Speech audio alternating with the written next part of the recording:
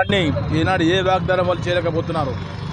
ఆనాడు 2014 అక్టోబర్ 2 నాడు మన ముఖ్యమంత్రి ఆనాటి ముఖ్యమంత్రి తొలి ముఖ్యమంత్రి కేసీఆర్ గారు పేద ప్రజానికము ఇంట్లో పెళ్లి చేయాలని స్థితిలో ఉంటున్నారు. వాళ్ళు పెళ్లి చేసిన తర్వాత వాళ్ళ డబ్బులు అప్పులు తీసుకోవడానికి సరిపోతున్నాయి కాబట్టి వాళ్ళను కాపాడుకోవాలనే ఉద్దేశంతో వాళ్ళను ఫస్ట్ టైం శాంక్షన్ 51,000 రూపీస్ తోటి ఈ స్కీమ్ స్టార్ట్ చేశాడు. ఈ స్కీమ్ స్టార్ట్ చేసిన తర్వాత దాన్ని 51,000 రూపాయలకు ఉన్న స్కీమ్ తర్వాత 75,000 పెంచారు. దాని తర్వాత 1,116 రూపాయలకు పెంచి మరి పేదవారింట్లో అంత పెళ్లి చేసుకున్నా కానీ సుఖంగా సంతోషంగా ఉండే విధంగా యావత్ భారతదేశంలో ఎక్కడ లేనటువంటి విధంగా మన ఆనాటి ముఖ్యమంత్రి కేసీఆర్ గారు మరి పేద ప్రజానికి ఎంతో మేలు చేశారు.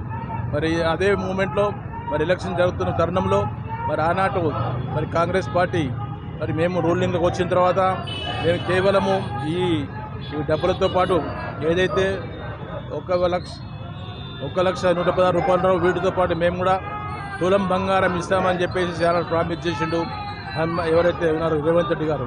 మరి ప్రామిస్ చేసిన బాగా తెలుసు. మరి మహిళలకు కూడా వాళ్లకు 4,000 రూపాయలు పెన్షన్ ఇస్తామని చెప్పడం జరిగింది. మరి ముస్లిమ్స్ మైనార్టీస్కు మరి షాదీ ముబారక్ ద్వారా కూడా అందరికీ సపోర్ట్ చేస్తామని చెప్పడం జరిగింది. దాని తర్వాత ఈ తులం బంగారం చేయడమే కాకుండా మరి అన్ని రంగాల్లో ప్రతి ఒక్కరికి పేద ప్రజానికానికి ఎన్నో మేలైన కార్యక్రమాలు చేస్తామని చెప్పిన రేవంత్ రెడ్డి గారు ఈనాడు మరి ఏదో కోర్టు కేసులో జడ్జిమెంట్ వచ్చిందని చెప్పేసి ఈనాడు మనం కోర్టు ద్వారా వచ్చింది కాబట్టి ఈ ఏదైతే ఉన్నదో ఈ మన ఈ కళ్యాణ్ లక్ష్మి, షాదీ ముబారక్, తులం బంగారం ఇలాంటి స్కీమ్స్ అన్నీ క్లోజ్ చేసి ఏర్పాటు చేస్తున్న సంగతి తెలియపరుస్తున్నాను.